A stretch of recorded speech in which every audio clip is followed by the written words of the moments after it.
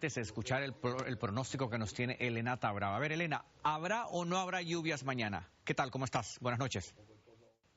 Muy buenas noches para ti, Iván, y nuestros amigos televidentes. Bueno, durante este sábado en la tarde la temperatura máxima en Miami se reportó en los 89 grados. Aunque estuvimos por debajo de la normal, que es 90 grados en esta época del año, se sintió mucho calor sobre el sur de la Florida porque estas temperaturas, combinadas con la alta humedad relativa sobre gran parte de nuestra área, produjo que el índice de calor alcanzara hasta los 100 grados, fundamentalmente en la costa oeste del sur de la Florida. Pero ¿qué pasará mañana?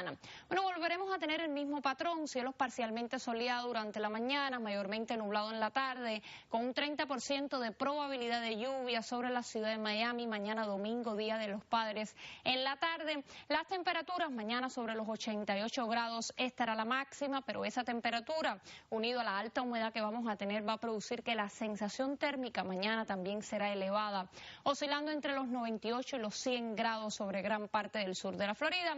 En cuanto a las lluvias, no solamente vamos a tener lluvia aquí en la costa este, sino también sobre el interior y la costa oeste mañana domingo durante la tarde, y el lunes en la mañana las lluvias en las primeras horas estarán sobre la zona de Fort Lauderdale, Miami, y esas lluvias y tormentas se van a desplazar sobre el interior y la costa oeste durante la tarde del lunes.